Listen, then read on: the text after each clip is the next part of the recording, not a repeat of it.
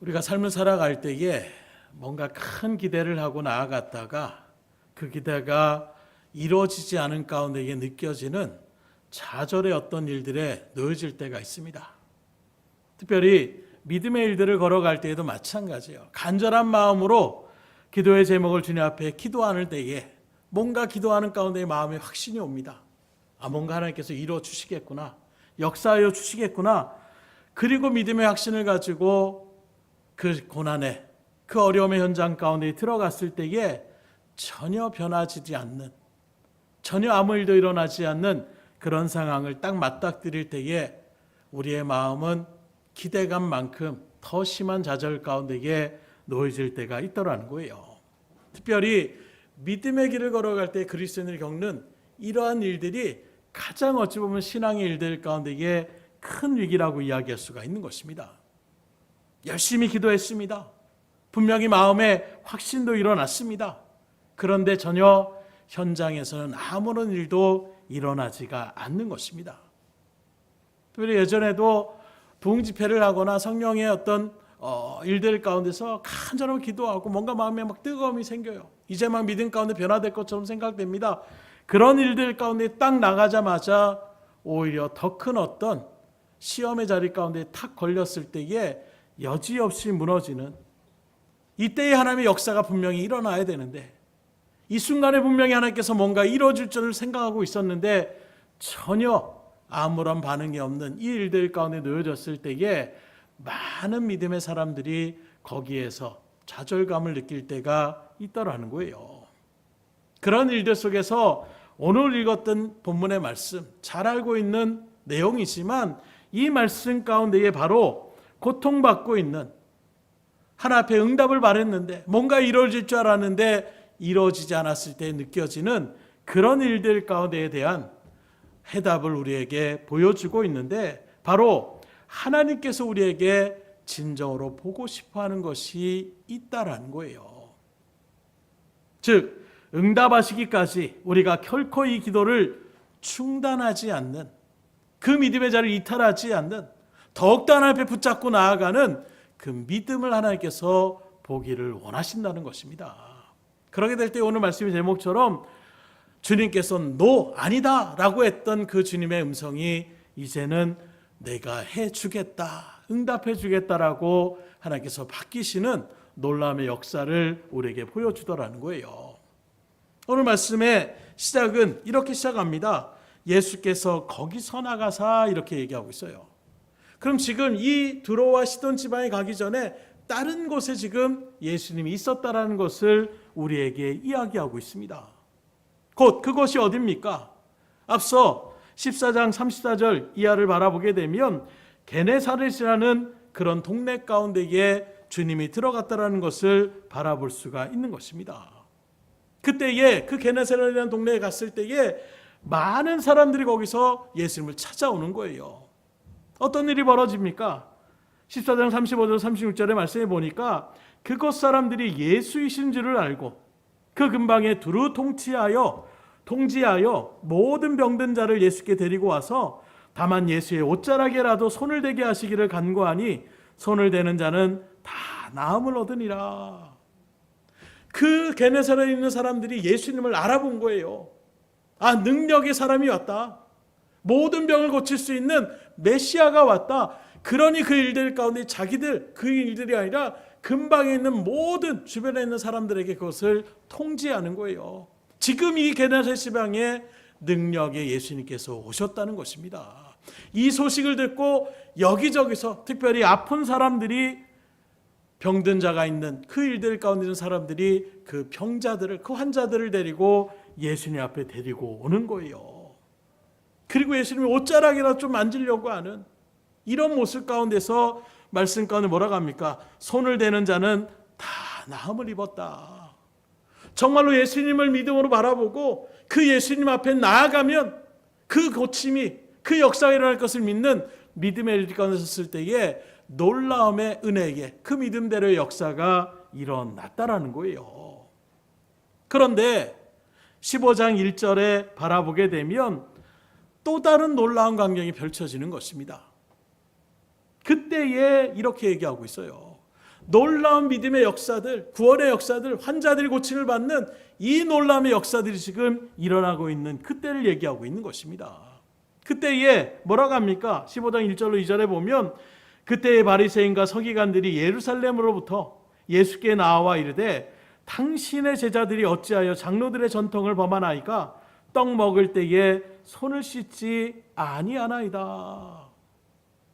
예수님을 알아본 자들이 예수님의 능력을 조금이라도 경험해서 나음을 얻고자 그렇게 수많은 사람들이 지금 예수님의 옷자락에 손을 대기라도 하면, 그리고 손을 대었을 때에 다 나음을 입었던 이런 일들 가운데 사람들이 막 한마디로 이야기하면 발버둥을 치고 있는데, 그런데 예수님을 제대로 알지 못하는, 아니 오히려 예수님을 적대하며 나가는 바리새인과 서기관들이 지금 등장했다라는 거예요. 그리고 이들이 어떤 일을 벌입니까? 오히려 예수님 앞에 시비를 거는 것입니다. 한 무리의 사람들은 그 생명의 주님을 알아보고 그 주님을 통하여 뭔가 내가 구원을 얻고자 하는, 내 아픔을 깨끗하게 치유받고자 하는 그런 마음으로 나가는 무리가 있는가 하면, 한 무리는 또 어떻게 합니까? 예수님한테 지금 시비를 거는 거예요. 아니 지금 당신 제자들 하는 짓을 바라보십시오. 그런 일들 속에서 아마 많은 사람들이 먹을 것도 갖다 주고 뭐 이런저런 일들을 했을 것 같아요. 그런 모습에서 제자들이 여기저기 돌아다니는 그런 일들 속에서 허기진 마음으로 그렇게 떡을 그렇게 먹고 있을 때에 그 모습이 그들에게는 크게 시비거리가 되는 거예요. 아니 손도 씻지 않고 불결한 그 손을 가지고 음식물을 갖다가 그렇게 먹으며 나아가는 이런 일들이 웬 말입니까? 장로들의 그 전통을 왜 지키지 않습니까? 이렇게 주님 앞에 오히려 시비를 거는 사람들이 있는 것입니다. 여기서 우리는 하나의 깨달음을 얻을 수 있어요. 그건 바로 무엇이냐? 생명의 은혜를 발견한 자들과 생명을 발견하지 못한 들의 차이가 극명하게 나타나더라는 거예요. 생명이신 예수님을 발견한 자들은 생명을 살리는 일에 열심을 냅니다. 옷자락에라도 손을 대려고 그렇게 나아오는 거예요. 죽어가는 생명들이 예수님께로 데리고 와서 그 병자들을 데리고 와서 고침을 받는 놀라움의 역사들을 이루어질 수 있도록 매달리는 사람들이 있었다는 것입니다. 그런데 생명이신 주님을 발견하지 못한 자들은 어떻게 행동하고 있습니까? 별로 중요하지 않는, 생명보다 중요한 것이 어디 있겠어요? 그 고통의 육신의 아픔보다, 그것을 해결하는 것보다 더 중요한 것이 어디 있겠습니까? 한마디로 얘기하면 지금 암병에 걸려가지고 죽어가는 사람들이 예수님 앞에 기도함을 통하여 치유받는 이런 놀라움의 은혜를 바라보면서 하나님 앞에 영광 돌리고 있는데, 지금 떡 먹는 거, 음식 먹을 때 아유 그걸 갖다 국그릇에, 지금 시대가 어느 시대인데 같이 거기다 숟가락을 갖다가 입에 댄 숟가락을 거기다 넣습니까? 물을 마시는데 왜 딴 사람의 먹는데 거기다 입을 대고 먹습니까? 좀 띄워서 먹든가 컵에 따라서 먹어야지. 이렇게 지금 따지는 것과 똑같은 거예요.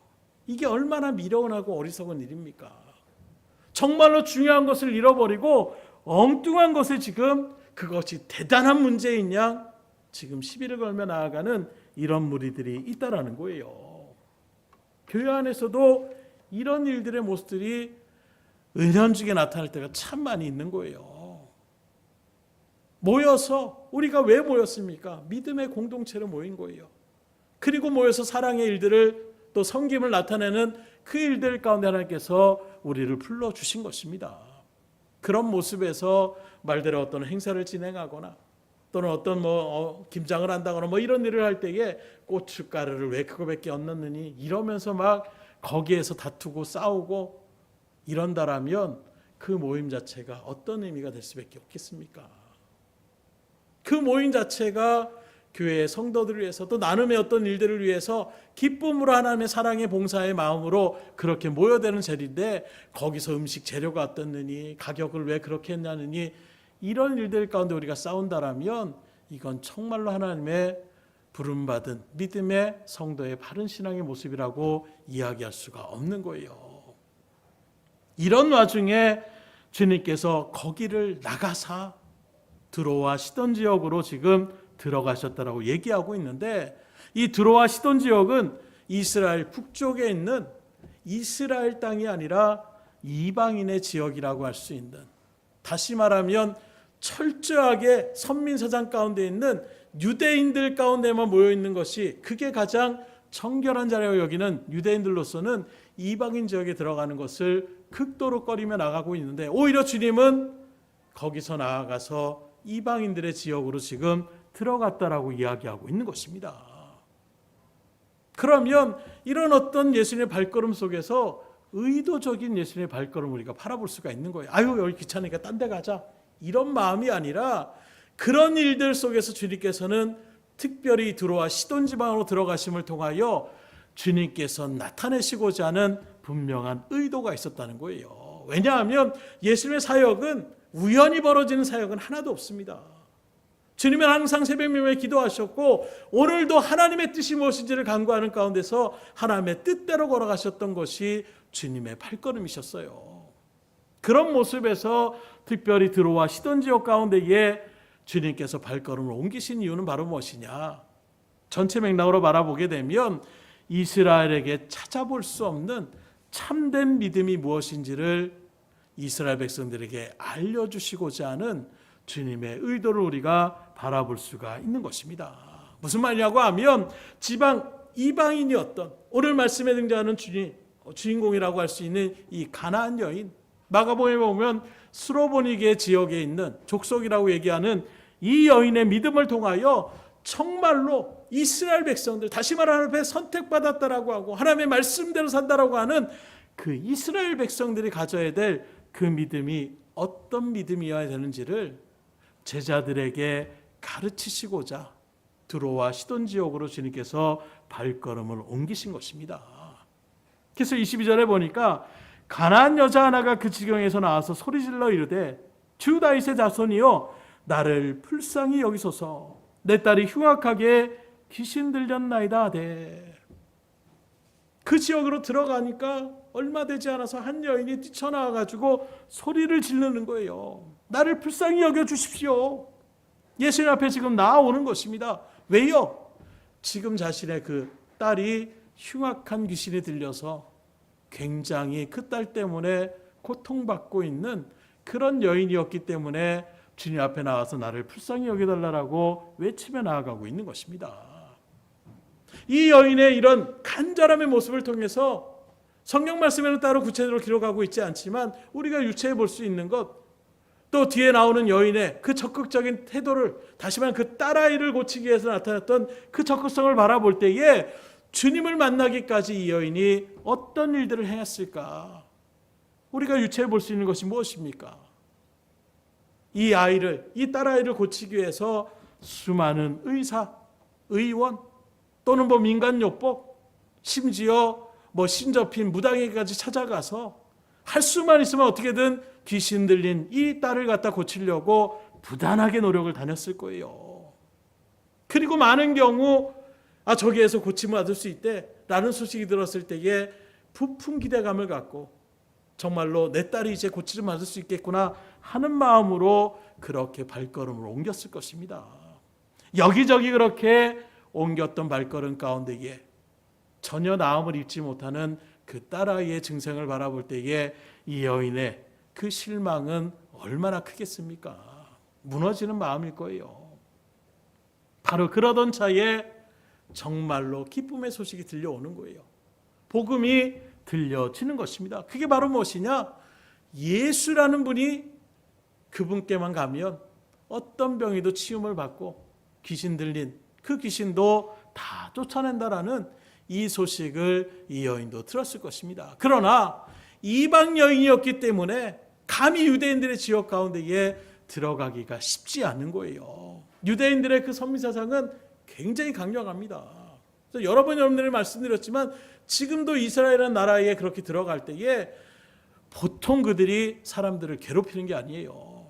그냥 출입국을 받는 정도가 아니라 괴롭힌다는 표현은 저희들도 솔직히 졸업여행을 하면서 갔을 때에 한 명이 또 그렇게 잡혀가지고 갈 때부터 가이드가 늘 강조하는 거예요. 그런 일들을 강조하는 이유가 무엇입니까? 처음이 아니라 시시각각으로 일부러 그렇게 한 사람을 갖다 지목을 해가지고 온몸을 수색하고 온 가방을 갖다가 다 들쳐없는 이런 일들을 습관처럼 하는 그 사람들이 바로 이스라엘 사람들이라는 거예요. 지금 하마스의 어떤 전쟁의 일들도 바라보십시오. 우린 이스라엘 하면 왠지 하나님의 선택한 백성이라니까 우리하고 같은 이런 식으로 생각하지만 그들이 행하는 그런 모습을 바라보게 되면 굉장히 잔인합니다. 자신들의 민족이 아닌 타 민족에 대해서 용서치 않아요. 별로 그 민족을 대해서 이렇게 저렇게 하는 일들에 대해서 그들은 거기에 그렇게 큰 마음을 쏟지 않습니다. 이런 이스라엘 백성들, 그러니 이 여인이 예수님을 만나고자 해도 만날 수 있는 여력이 되지가 않는 거예요. 그러던 차에 지금 여러 곳에 지금 게나라 지방에서 통지를 했잖아요. 통지하는 그 순간에 이 여인에게도 그 예수님이 이 근처에 오셨구나, 이 소식을 들었을 때에 얼마나 그 마음이 기뻤겠습니까? 그래서 지금 이 여인은 예수님을 만날 수 있는 이 기회를 놓치지 않게 해서 다른 박질을 했을 거예요.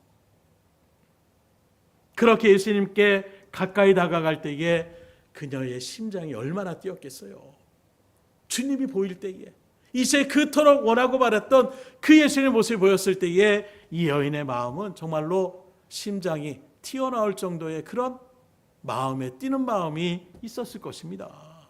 지금까지 실망하고 좌절하며 나아갔던 그 한 여인에게 이제 마지막 희망이라고 할 수 있는 예수님을 지금 만날 수 있는 기회가 생긴 거예요. 그리고 그 희망인 예수님 앞에 나오는 것입니다. 그리고 마음이 너무 급한 것을 느낄 수 있는 것이, 나오자마자 대뜸 뭐라고 해요? 주 다윗의 자손이여 나를 불쌍히 여기소서. 다짜고짜 뭐 딴 사람들이 뭐라고 하는 거 상관도 없이 만나자마자 주 다윗의 자손이여 예수님 앞에 소리를 지르는 것입니다.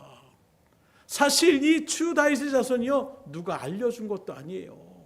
주 다윗의 자손이여 이 말은 하나님의 말씀을 아는 사람들에게는 메시아를 지금 상징적으로 얘기하고 있는 것입니다. 구원자라는 거예요. 정말로 주님께서 이 말씀을, 당신은 우리의 구원자십니다, 당신은 우리가 기대했던 그 메시아가 맞습니다, 다윗의 자손이십니다, 이 고백을 예수님은 유대인들에게 듣고 싶었어요. 이스라엘 백성들에게 그 믿음의 소리를 듣고 싶으셨는데 오히려 이스라엘 백성들은 주님 앞에 그렇게 나오지 않는 것입니다. 그런 그들에게, 그 제자들에게 분명한 예수님이 누구이신지를 이 이방 여인의 그 부르짖음을 통하여 다시금 주님을 확증하여 주시는 거예요.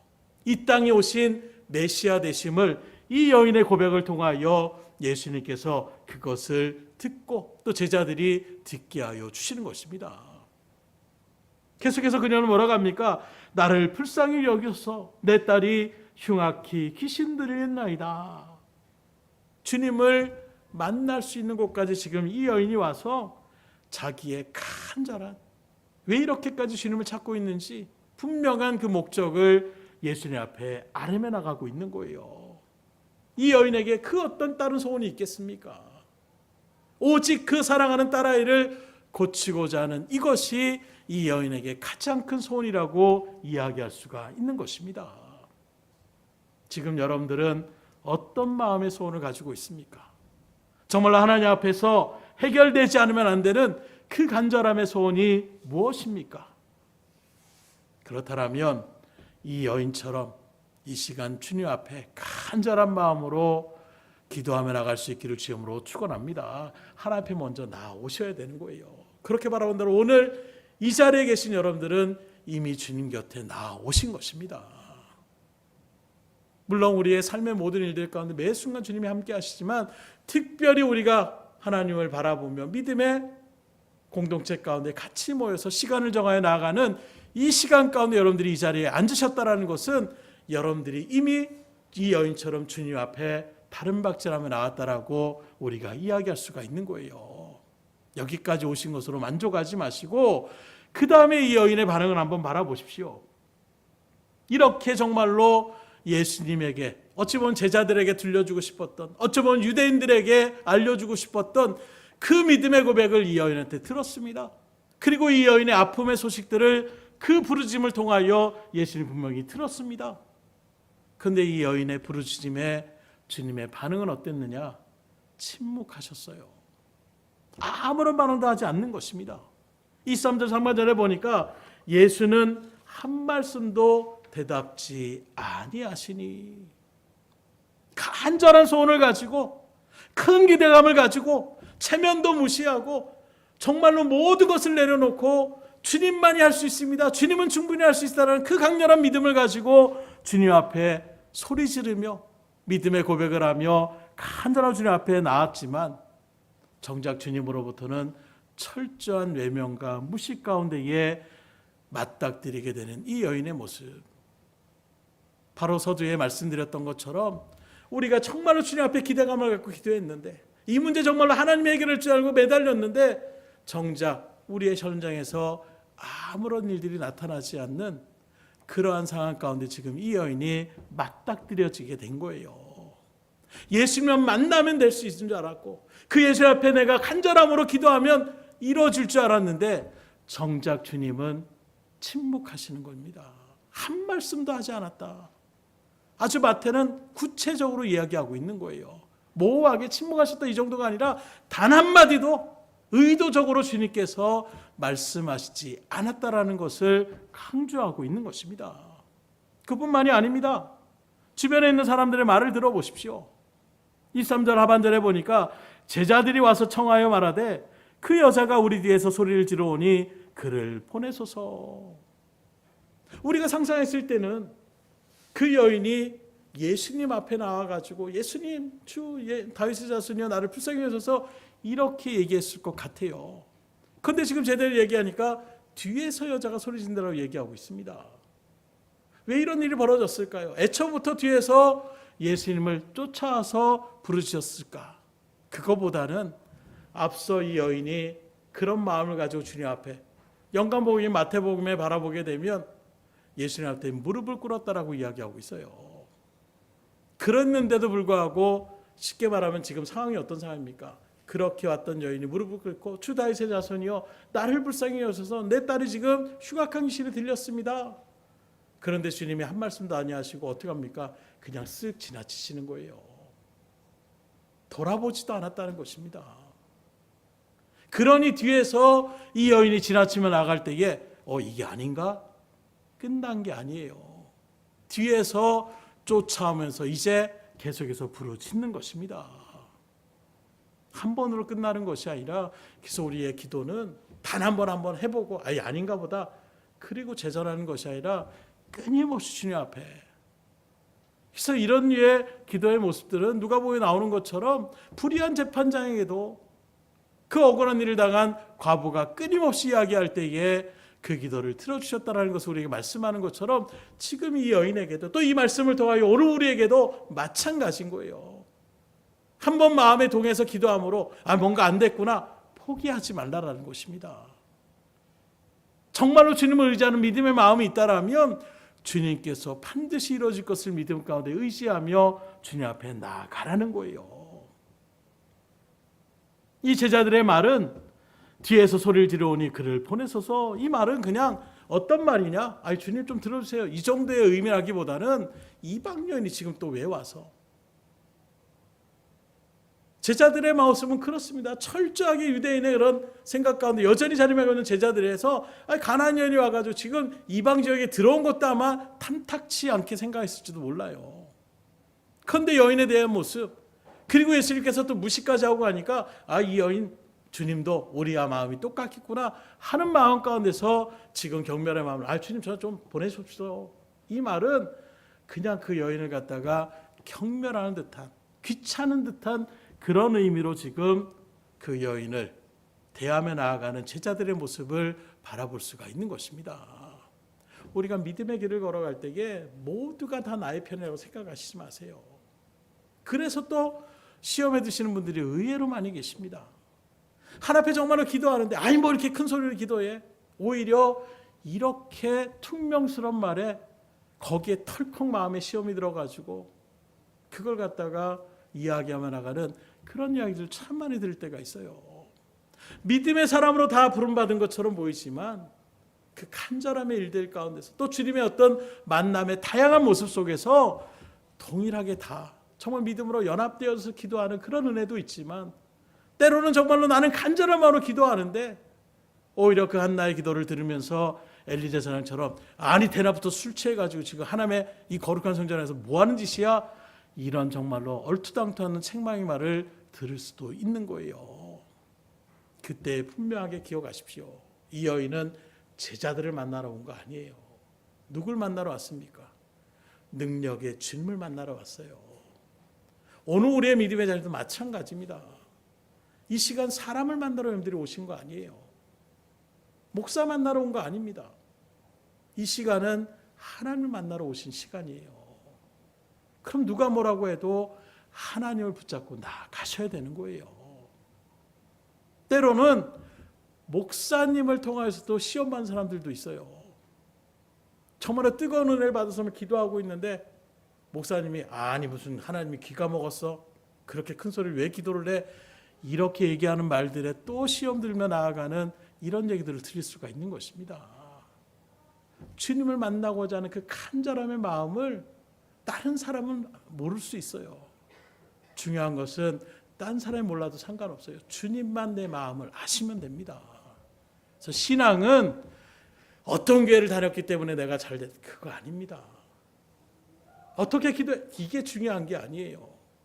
하나님께 대한 우리의 마음을 아뢰는 자리가, 그 하나님과 만나는 자리가 그게 신앙의 자리인 것이지 다른 여타의 주변적인 일들은 그건 하나의 부수적인 일들밖에 되지 않는 거예요. 물론 그렇다고 해서 예배의 모든 일들 가운데 내가 하고 싶은 대로 막 하라는 것은 아닙니다만은 중요한 것은 내가 정말로 이 시간 간절한 마음으로 주님을 찾으려고 할 때에는 부끄러움 없이 하나님 앞에 간절하게 나아갈 수가 있어야 된다는 거예요. 그런 일들 가운데서 끝이 아닙니다. 또 하나의 장애물이 있습니다. 그건 바로 무엇이냐? 한마디로 얘기하면 하나님의 뜻이 아니라는 대답이에요. 쉽게 말하면 NO! 고쳐주세요! 싫어! 이렇게 얘기하는 것과 똑같은 거예요. 오늘 24절의 말씀입니다. 예수께서 대답하여 이르시되 나는 이스라엘 집에 잃어버린 양 외에는 다른 데로 보내심을 받지 아니하였노라.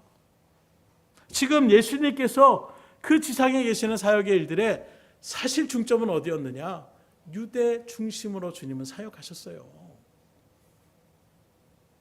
그리고 제자들을 통하여 성령의 역사 가운데 이제 예루살렘과 온 유대와 사마리아 땅끝까지 복음을 증거하며 나가라는 이 일들 가운데에 그래서 주님은 주로 예루살렘 또 갈릴리 유대 땅 그 지역으로 가끔씩 이렇게 들어가시던처럼 이방인처럼 어쨌든 예수님의 그 터울은 사도 바울의 어떤 전도의 선교의 사역과는 비교할 수 없는 그 정도의 어떤 좁은 지역 가운데서 주님은 사역을 하신 것입니다. 왜요? 예수님이 원래 이 땅에 오신 원래의 목적은 유대인들의 구원부터 주님은 시작하셨기 때문이라는 겁니다. 이게 하나님의 원리인 거예요. 그리고 유대인들 그 제자들을 통하여 복음이 퍼지고 퍼져서 온 세계 망방 땅끝까지 복음을 증거하며 나가는 것, 이게 하나님의 본래의 뜻이었기 때문에 그래서 예수님은 예루살렘 유대 사역 중심으로 그렇게 나아가셨다는 것입니다. 그러니까 지금 이 여인 그 딸은 메시아의 사역에서 제외됐다라고 주님께서 단호하게 말씀하시는 거예요. 내가 지금 사역하는 것은 유대인들을 위하여 지금 사역하고 있는 것이지 이방인인 너희들에게는 해당 사항 없어. 이렇게 지금 단호하게 주님께서 말씀하고 있는 것입니다. 이 말씀이 불분명해요. 그렇지 않잖아요. 너무 확연하게 말씀하잖아요. 이스라엘의 집에 잃어버린 양 외에는 다른 데를 보내지 않았다. 이 말을 들었을 때 누가 듣더라도 아, 이방인은 나한테는 지금 역사하시지 않겠다라는 것을 얘기하고 있는 것이구나. 분명한 주님의 구체적으로 노라고 지금 이야기를 하시는 거예요. 너는 지금 정한 때에 곧 이방인의 복음의 소식이 들려질 때까지 기다려야 돼. 아직은 네 때가 아니야. 주님께서 지금 이렇게 확실하게 말씀하여 주시는 것입니다. 자, 그러면 이 여인의 입장 가운데 여러분들이 섰다라고 한번 생각해 보세요. 모두가 그건 하나님의 뜻이 아니라고 이야기합니다. 순전히 네 개인적인 욕심의 발로로 지금 강구하고 있는 것이다. 말씀으로도 기도로도 하나님의 대답은 분명하게 아니다. 이렇게 지금 말씀하고 있음을 들었을 때에 여러분들은 어떻게 반응하시겠습니까? 아유, 하나님도 아니라고 하니까 멈춰야지 하는 마음들이 우리 가운데 어쩌면 더 크게 자리매김하고 있지 않겠냐라는 거예요. 그런데 이 여인을 바라보십시오. 주인이 분명히 노라고 대답하셨어요. 네 기도 안 받을 거야. 네 소원 안 들을 거야. 네가 원하는 거 안 이루어질 거야. 분명하게 주님께서 말씀했음에도 불구하고 이 여인은 쉽게 포기하지 않습니다. 25절입니다. 여자가 와서 예수께 절하며 이르되 주여 저를 도우소서. 오히려 주님께서 반응을 하니까 때는 이때다 하고 오히려 또 주님 앞에 더 다가오는 거예요. 뒤에서 소리치던 여인에게 이제 그 얘기를 듣고 이 여인이 포기하는 것이 아니라 아, 나는 아니구나. 우리 딸은 이제 못 고치는구나. 포기하고 낙심하고 절망하는 것이 아니라 이제 때는 이때다. 주님이 반응하셨구나. 그리고 주님 앞에 지금 나오는 것입니다. 그리고 다시금 절하면서 얘기하는 거예요. 저를 좀 도와주세요. 그랬더니 예수님은 어떻게 또 대답을 하십니까? 26절에 보니까 대답하여 이르시되 자녀의 떡을 취하여 개들에게 던짐이 마땅하지 아니하니라. 더 확실하게, 아니 더 정말로 어찌 보면은 듣고 싶지 않는 그 음성이 예수님의 그 음성으로 지금 들려지는 거예요. 개들이라는 표현은 특별히 이스라엘 그 팔레스타인 지방 가운데서 불결한 짐승의 대명사가 바로 개라고 얘기할 수가 있는 거예요. 곧 이 말씀은 뭘 얘기하고 있느냐? 우선권에 대한 부분을 다시금 주님께서 말씀하시는 것입니다. 떡이 있는데 그 잔치자리에 문식이 있을 때에 자녀가 있고 애완동물이 있다라면 뭐부터 챙기겠느냐? 자녀부터 챙기지 않겠냐라는 거예요. 누가 내 자녀를 갖다 내팽개치고 애완견한테 먼저 먹을 것을 그렇게 주려고 하겠느냐? 우선권의 순위에 있다라는 것입니다. 곧 지금 이스라엘 백성들 내 구원받은 사람들 많이 있는데 지금 그 능력의 일들을 내가 이방인인 너한테 왜 일들을 해야 되겠느냐? 주님께서 이렇게 정말로 그 여인이 원하는 그 대답이 아니라 더 정말로 마음에 괴로움이 더할 수밖에 없는 그런 말씀을 지금 예수님께서 말씀하고 있는 거예요. 여기에서 우리는 이스라엘 백성들을 향한 예수님의 분명한 메시지를 다시금 발견하게 됩니다. 곧 뭘 얘기합니까? 내가 바로 이스라엘의 메시아라는 거예요.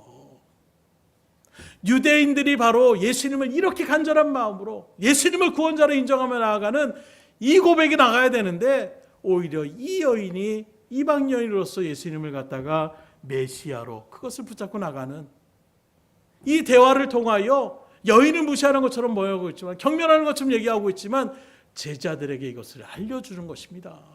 깨달으라는 거예요.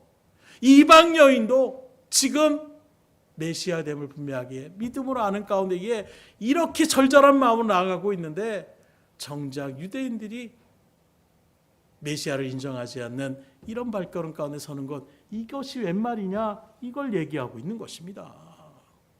정말로 유대인들이 나아갔다면 주님은 정말로 모든 것을 다 줄 것처럼, 왜요? 자녀들에게 못할 것이 어디 있겠습니까? 그런데 오히려 서기관과 바리새인들처럼 난 당신 싫어, 말도 안 되는 짓 하고 있어, 너는 우리의 대적이야, 이렇게 거부하고 나가는 이런 모습들, 주님의 마음이 얼마나 안타깝겠어요. 바로 이런 안타까운 마음을 가지고 내가 곧 너희들의 메시아가 아니냐, 이 여인은 그것을 인정하는데 너희들은 어떻게 그걸 아직도 인정하지 못하고 있느냐, 이런 마음을 나타내고 있는 것입니다. 이런 모습에서 27절에 여자가 뭐라고 합니까? 이르되 주여 올소이다마는 개들도 제 주인의 상에서 떨어지는 부스러기를 먹나이다 하니. 오히려 이 여인은 예수님의 이 비유를 분명하게 이해했습니다. 분명히 지금은 자기가 주님께 그런 요구를 할 수 없다는 사실을 이해했어요. 아직은 때가 아니라는 것을 분명히 이해했을 것입니다. 그러나 이 여인은 지혜로웠어요. 간절함이 있었기 때문에, 아니 성령의 역사로 그 여인을 주님께서 인도하여 주실 줄 믿습니다. 예수님의 마음을 움직일 수 있는 지혜의 말을 이제 이야기하는 것이죠. 그게 바로 무엇입니까? 개들이 먹는 양식은 자기 주인의 성에서 떨어지는 부스러기라는 것을 부각시키는 거예요. 저 동일하게 어떤 정말로 자녀들이 취해야 될 그 정도의 어떤 음식을 바라지도 않습니다. 그러나 애완견들이 있을 때에 요즘은 사료가 있고 다른 것이 있지만 예전에 시골에서 그렇게 개들을 키울 때는 어떻게 합니까? 다 밥상에서 다 먹고 나면 그거 그냥 그릇에서 모아가지고 그 다음에 개들한테 주잖아요. 그 일들 속에서 개들을 굶기는 게 아니라 그런 개들일지언정 그 개들도 결국에는 남은 찌꺼기라도 주지 않습니까?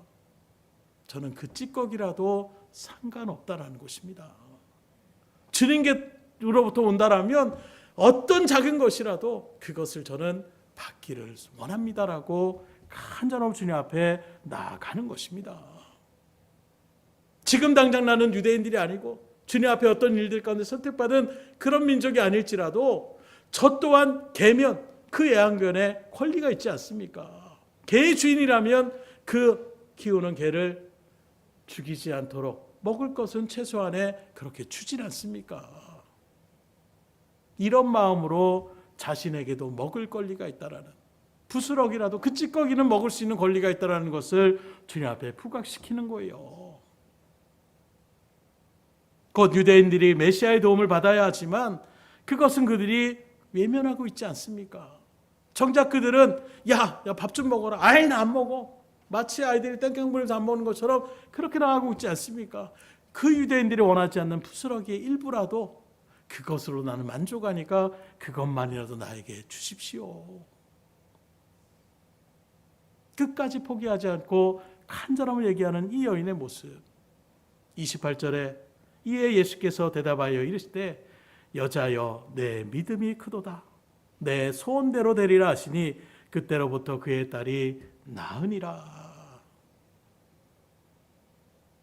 믿음의 확신이 없으면 이렇게까지 나가지 못할 거예요. 될 수 있을 수도 있고 안 될 수도 있다라고 한다면 이렇게까지 경멸의 말을 듣고 나아가지 않을 것입니다. 나만 장군도 바라보세요. 가가지고 고침받을 줄 알고 그 부푼 기대를 갖고 왔는데 엘리사 선지자가 나오지도 않고 종을 시켜가지고 요단강 가서 몸 7번 담그랍니다. 이 말 듣고 열 받잖아요. 나는 적어도 자기가 나와가지고 내 머리에 안수를 하거나 또 환부에 손을 대가지고 하나님 고쳐주세요. 어떤 믿음의 역사들을 생각해서 그렇게 확 고침을 받는 이런 일들을 생각해서 수많은 재물들을 갖고 왔는데 나를 갖다가 내가 그래도 아람 그 나라에서 왕 다음으로 그렇게 총애를 받고 그 권력이 있는데 이 조그만 이스라엘 내가 마음만 먹으면 한 번에 그냥 뒤엎을 수 있는 이 일들 가운데 내가 고침받으러 왔더니 나를 이렇게 무시를 해? 이렇게 경멸을 해? 아마 발걸음 옮기는 그 순간 가운데에 저 이스라엘, 저 사마리아, 저 도단성 내가 가만 놔두지 않겠다 이런 마음으로 돌이 발걸음을 옮겼을 거예요. 이게 보통의 사람들의 마음이지 않나라는 거예요. 오늘 우리들도 주님 앞에 간절한 마음을 기도하며 나갔을 때에 어느 순간에 우리 마음 가운데 이건 아닌가 보다, 이건 안 들어주시는가 보다 우리가 그냥 포기하며 나갔던 그런 기도의 자리는 있지 않습니까? 만성적인 어떤 질병 가운데 있을 때에 이건 안 고쳐주시나 보다, 이건 안 되나 보다, 갑자기 어떤 병이 나갔을 때는 우리가 막 간절하게 기도합니다. 이루어졌다는 일. 그러나 이제까지 왔었던 어떤 지병이거나 또 그 일들을 위해서 기도하며 나갔던 부분들이 응답되지 않는다고 생각할 때 어느 순간에 우리가 포기해버리고 있지 않냐라는 거예요. 그러나 분명히 기억하십시오. 하나님은 못하실 것이 없는 천능하신 분이십니다. 어느 순간에 우리가 그 믿음을 놓치고 있지 않냐라는 거예요. 이건 안 되는가 보다, 하나님도 이건 안 고치시는가 보다. 오늘 이 여인은 그거보다도 더 모욕적인 말들을 계속해서 듣고 있었어요. 너 안 고칠 거야. 넌 내가 고칠 사람이 아니야. 그런 말에도 너라고 분명하게 이야기했음에도 불구하고 하나님밖에 없습니다. 전 그래도 하나님이 고쳐줄 거라고 믿습니다. 저를 하나님이 선택해 주셨고 믿음의 일들 가운데 세워주신 그 하나님의 분명한 뜻이 있다라면 하나님 이 문제를 해결함을 통하여 더욱더 하나님 앞에 큰 영광을 돌리며 복음의 일들 가운데 더 중심을 다하여 나아가고 싶습니다. 하나님 자녀로 불러주셨으니까 그 일들 가운데서 무엇인지 원하는 대로 구하라고 하셨으니 하나님 이루어 주시옵소서.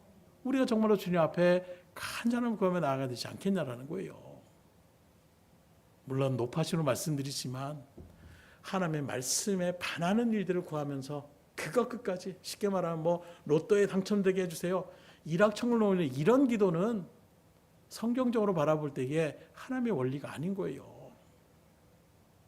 정말로 내가 하나님의 자녀로서 또는 이 일들을 통하여 하나님 앞에 더 영광을 돌리고 싶지만 걸림이 되고 있는 그런 부분에 우리가 하는 바울도 어떻게 합니까? 3번이나 주님 앞에 기도하잖아요.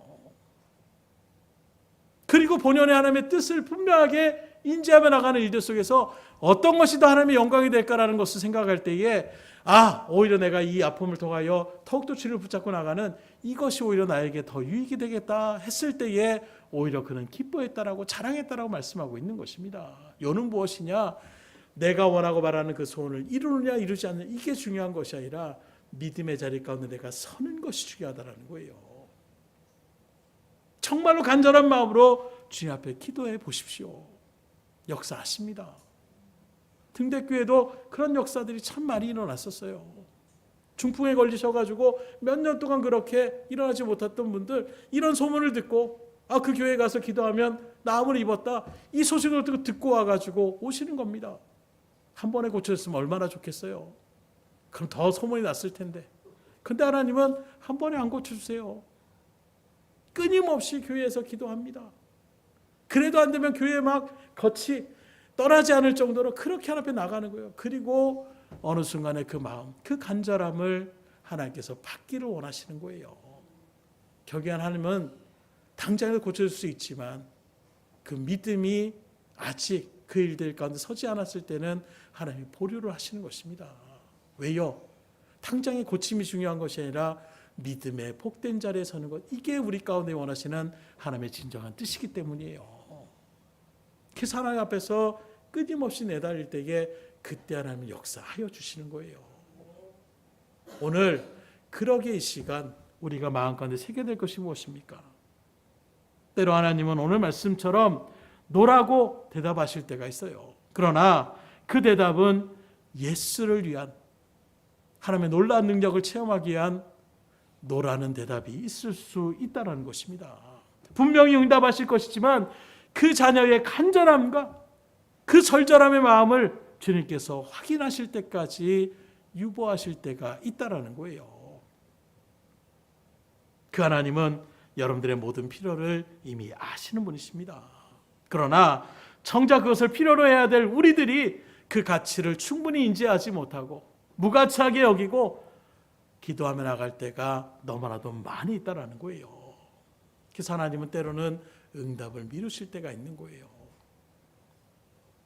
오늘도 주님은 자녀들이 자기의 모든 필요를 가지고 하나님 앞에 나오기를 바라고 원하세요. 그럴 일들 가운데 오늘 여러분들이 이 자리에서 나올 줄 믿습니다. 그렇다면 이제 어떻게 됩니까? 주님의 말씀처럼 구하라, 찾으라, 두드리라, 받을 때까지, 찾을 때까지, 열릴 때까지 포기하지 말고 실망하지 말고 좌절하지 말고 하나님 앞에 믿음으로 기도하라고 말씀하고 있는 것입니다. 어쩌면 지금 여러분들 가운데서도 이 기도만큼은 절대로 하나님이 응답하시지 않는다라고 생각하며 나아가는 그런 기도의 제목들이 있을지 몰라요. 다시금 이 여인처럼 하나님은 못 거칠 것이 없다는 것을 분명하게 믿음 가운데 바라보시고 이 시간 그 무엇이 됐든 이 믿음의 확신을 가지고 간절한 마음으로 기도할 수 있으면 좋겠습니다. 하나님, 이번만큼은 포기하지 않겠습니다. 하나님, 들어줄 때까지 주님만을 붙잡고 나아가겠습니다. 이 수로보니게 여인처럼 하나님만을 의지하며 나아갈 거니 하나님, 이 시간 기도할 때에 응답하여 주시옵소서. 우리의 믿음을 더하여 주시옵소서. 주님의 은혜를 끝없는 일들 가운데에 세움받게 하여 주시옵소서. 우리 시간 앞에 간절한 마음으로 주여 한번 크게 부르짖고 하나님 앞에 기도하며 나아가겠습니다.